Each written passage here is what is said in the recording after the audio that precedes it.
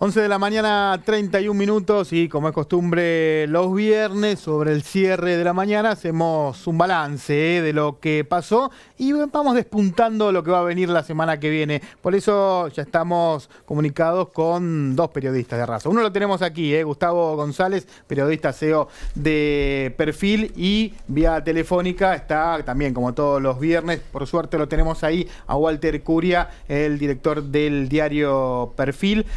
Vamos a empezar a hablar, me parece, de lo que ustedes me dirán, si me equivoco, me dicen, estás diciendo cualquier cosa, ¿no? Uno de los ejes de la semana fue el tema universitario, con una marcha que por las proporciones sorprendió a propios y extraños. Empezamos con Gustavo, que está aquí.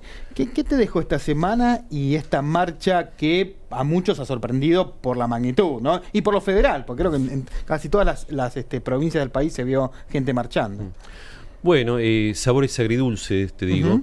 Por un lado, una marcha masiva, espectacular, pocas veces vista. Evidentemente hay una proporción importante de la sociedad que ha votado en contra de este presidente, que se ha manifestado coherentemente con ese voto en contra de las medidas del gobierno contra el recorte de fondos educativos. Agridulce les digo porque lo que es, esa manifestación la entiendo. La que no entiendo tanto es la manifestación del votante de Milei. Porque Milei fue absolutamente claro, no solamente en la campaña, sino es lo claro que viene siendo desde que lo conocemos públicamente. Él no quiere el Estado dentro de ninguna actividad en la que el Estado no tiene que participar, que son básicamente todas, incluyendo especialmente el tema educativo. Él lo ha dicho hasta el cansancio, que el Estado tiene que salir de subsidiar la educación pública.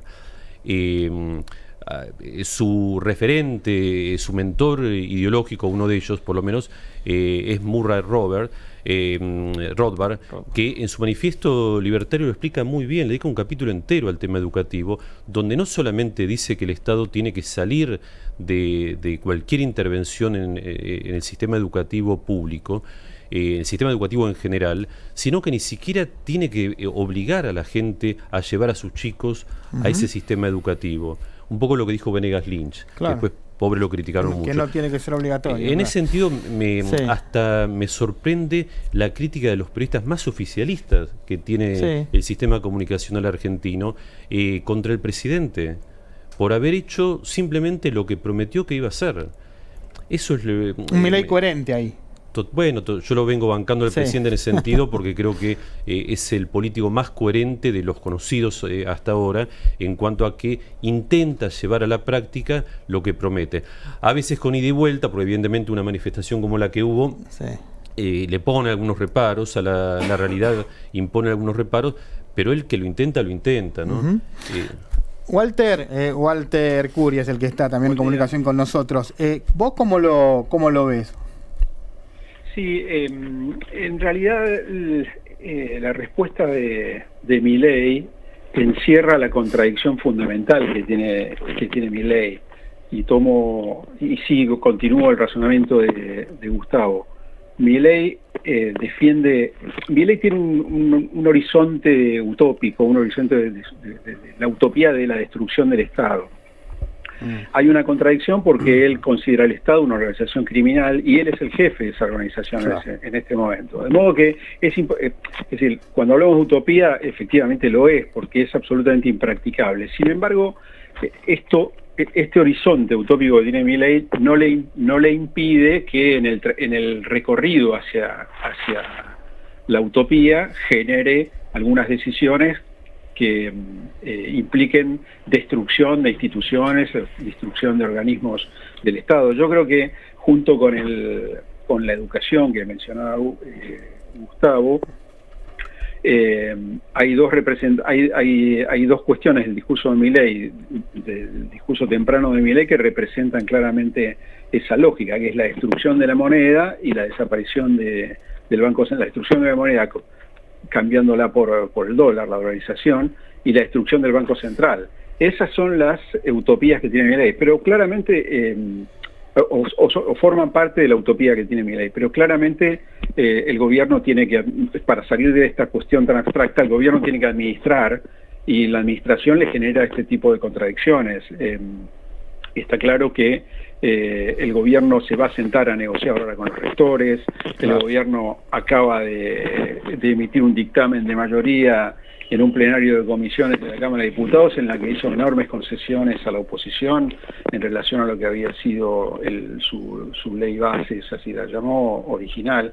Es decir, aparece la realidad, y eso obliga a Milei a mantener el relato utópico de la destrucción del Estado y la necesidad de empezar a gobernar pragmáticamente. Claro, ahí va, ¿no? Contemplando básicamente además que es una fuerza minoritaria la que tiene él en el Congreso. De manera que hay una cuestión no resuelta. Me parece que debe haber una discusión en el cerebro de Milei acerca de cómo lograr su utopía, cuál es el camino que él quiere recorrer para lograr su utopía. Sí, ahora ahí, ¿no? Ley bases, lo que pasó con ley bases, medicina prepaga, universidades, ¿termina siendo más pragmático de lo que creemos, Milei? A ver, él entiende que para llegar a ese destino anarcocapitalista tiene que atravesar una transición que él llama minarquismo, de estado mínimo posible. Él se nota todo el tiempo esta actitud, va por todo, por la destrucción del Estado, y en el camino se encuentra con la realidad que lo hace, en los casos que mencionamos, ir hacia alternativas que tienden hacia achicar el Estado, aunque no para terminar de destruirlo. Y cuando hablamos de destruir el Estado, muchos críticos de Milei lo señalan como algo maléfico de su parte. Yo no creo que sea así. Yo creo que simplemente es una teoría ideológica de una escuela minoritaria como la escuela austríaca que plantea que el bienestar de la sociedad va a estar dado cuando el Estado desaparezca de la faz de la tierra. Obviamente uno puede estar de acuerdo o en desacuerdo. No veo que haya una maldad per se en ese objetivo. Él cree en eso. Él cree en eso, como hay tantas otras creencias que creen en otra cosa. Es verdad que estos libros que hoy se hicieron populares en el mundo gracias a Milei de la escuela austríaca, hasta hace poco eran leídos como una excentricidad intelectual. Como también han leído distintos tipos de anarquismo que vienen del marxismo y de otras corrientes, forman parte del debate teórico intelectual en el mundo, pero dentro de lo teórico. Es verdad que es la primera vez que se lleva a cabo en el mundo el intento de aplicar un sistema anarcocapitalista como lo está haciendo Milei en estos momentos. Walter, ¿cómo ves lo que se viene? ¿Va a tener finalmente la semana que viene una primera victoria legislativa el gobierno? Sí, todo indica que sí. La negociación con los diferentes actores que tuvo llevar adelante el gobierno lo acerca a la sanción de la ley bases y al capítulo fiscal que también salió en el plenario de comisiones de ayer. Todo indica que el gobierno va a tener el instrumento porque claramente tomó conciencia Milei y su grupo, su equipo de colaboradores, ese equipo pequeño de colaboradores con el que gobierna, que el gobierno necesita la ley porque hay una audiencia que va más allá de la política local que se la está reclamando. Dentro de en las próximas semanas vamos a tener una nueva misión del Fondo Monetario. Hay la intención de atraer capitales e inversiones a Argentina, un sueño poco alcanzado por los últimos gobiernos. A Milei le demanda que las reformas que él promete estén en un papel, es decir, que sean leyes. No se puede, no va a poder avanzar de otra manera, a pesar de su relato, ¿no? De su narrativa, como la que escuchamos el lunes, creo que fue el lunes, ya no recuerdo, en la cena de la Fundación Libertad, cuando le dijo el miércoles, Congreso, el miércoles, le dijo al Congreso que haga lo que quiera, que tirara, claro, que si quería tirarla, que la tirara, pero al día siguiente o en los días que siguieron, el Congreso el oficialismo tuvo que hacer concesiones. Encontramos en Milei, para usar un lenguaje que usaría él, esta lógica del stop and go, ¿no? Marchas y contramarchas entre su narrativa y lo que expresa en la realidad. En relación me parece que ha sido como mencionabas al comienzo, Alejandro, la marcha que por la defensa de la educación pública fue un hecho significativo, ¿no? La teoría política se viene hablando hace mucho tiempo de una metamorfosis en los sistemas de representación de la democracia, y esto fue un ejemplo clarísimo, como lo fue ustedes se acuerdan del 8N del 2012 con Cristina Kirchner, multitudes en las calles reclamando por el avance del kirchnerismo sobre la justicia. Bueno, en este caso se da lo mismo. Una expresión que la teoría política define como democracia negativa, una expresión en la cual se hacen observaciones y se hacen correcciones a la política del gobierno, muy rápidamente, ¿no? Todavía no estamos... Walter, ¿qué tal, Walter? ¿Qué tal? Buen día. Claudio Mardones te saluda. Disculpas que Hola, te Claudio. interrumpa muy cortito. Quería pensar con vos y con Gustavo, compartirles un poco una impresión de uno de los tantos funcionarios que dejaron este gobierno, que han quedado, su nombre ha quedado arcano en el pasado, pero han pasado 4 meses nada más de gestión de Javier Milei. Este funcionario me decía, este gobierno puede encontrar 2 frenos, uno en las redes, otro en las calles. Y al parecer la premisa del freno en las calles se ha terminado de corporizar en esta movilización en defensa de la universidad pública, variopinta, quizás patrimonio de esta democracia negativa que vos estabas caracterizando. Pero ahí yo les pregunto a ambos, ¿no ha quedado al desnudo la caracterización más clara de ese votante de Milei, que es un votante que en muchos aspectos es un votante joven, que muchas veces hace 5 meses metió la boleta de Milei en el balotaje, pero que lo vota y lo acompaña en la medida que respete la universidad pública? Uno de las características, como otras tantas, de ese votante tan voluble, que no tiene que ver tanto con ese núcleo duro, ideológico, profundamente ideologizado, sino quizás que con otras características. ¿Cómo lo ven? Bueno, sí, arranco Gustavo. yo. Adelante, Gustavo, sí. El fin de semana publicamos en Perfil un promedio de las últimas 11 encuestas conocidas que daba una imagen positiva de Milei en torno al 47%. Es verdad que frente al 56% que lo votó puede haber una disminución, igual sigue siendo una imagen alta importante.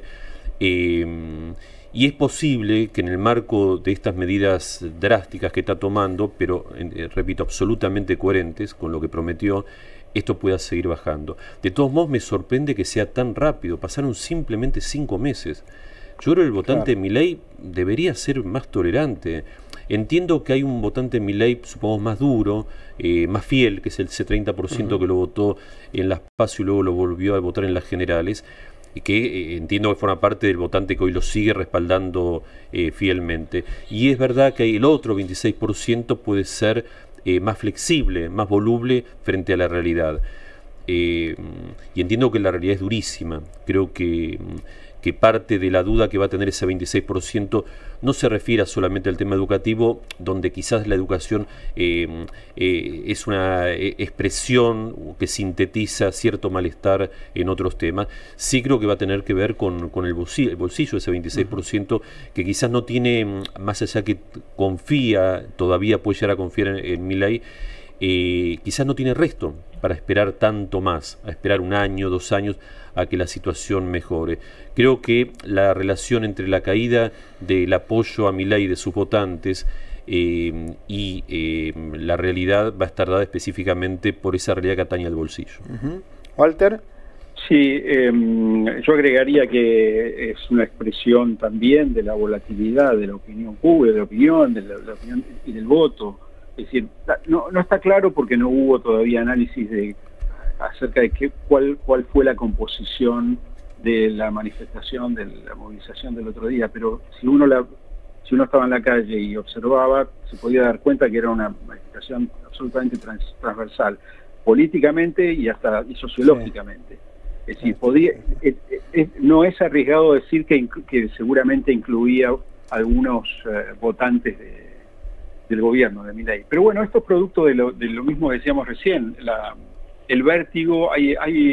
que esto se haya producido en tan poco tiempo, en apenas 4 o 5 meses de gestión, habla de la volatilidad de las opiniones, a pesar de que esta es una opinión de que se supone que está muy acendrada, ¿no? La defensa de la educación pública es un límite, es el primer límite que tiene el gobierno con toda seguridad, y es algo que el gobierno no ha sabido evaluar.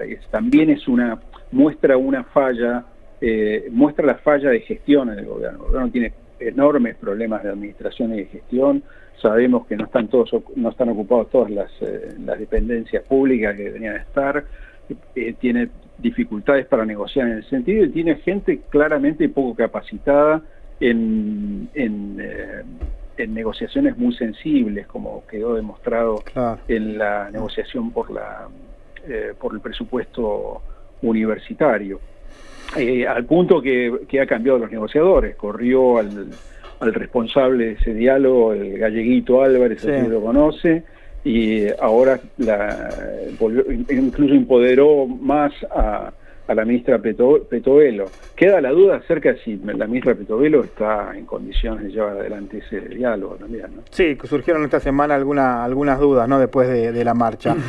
Walter, te agradecemos mucho. Me imagino que, bueno, mañana en el diario va a estar un análisis pormenorizado de lo que ha pasado con la marcha y de todo lo que se viene. Y la perspectiva de la sesión de lunes y martes, claro, en la que se va a tratar lo decidido ayer, que es sustancial para el gobierno. Nos quedamos entonces, en mi caso, mate en mano como todos los sábados, esperando el perfil del sábado para acompañarlo con el mate. Gracias, Walter. Gracias a todos. Un abrazo grande, pasó Walter Curia. Gustavo, bueno, se viene esto, ¿no? Una semana donde el Congreso va a tener un papel preponderante, importante, una semana que va a venir con esto y la marcha de la CGT el miércoles. Sí, una semana interesante. Anticipo lo que parece obvio, que la oposición amigable con el gobierno va a tratar de acompañar. La oposición oficialista lo va a hacer y el oficialismo obviamente lo va a hacer. Calculo que esto va a salir. La hipótesis informal que tiene esta oposición es que no quieren convertirse en una traba formal que le dé argumentos al gobierno para mostrar que la casta es la que impide, pone palos en la rueda. Muchos tienen la teoría de que sin palos en la rueda el gobierno no va a hacer bien las cosas, entonces quieren darle la herramienta formal en algunos temas con los que acuerda para que esto suceda. Gustavo González, pasó como todos los viernes aquí por Modo Fontevecchia. Gracias, Gustavo. A ustedes. Nos vemos el próximo viernes. Nosotros, tanda cortita, nos metemos en la última partecita, los últimos minutos de Modo Fontevecchia. Modo Fontevecchia.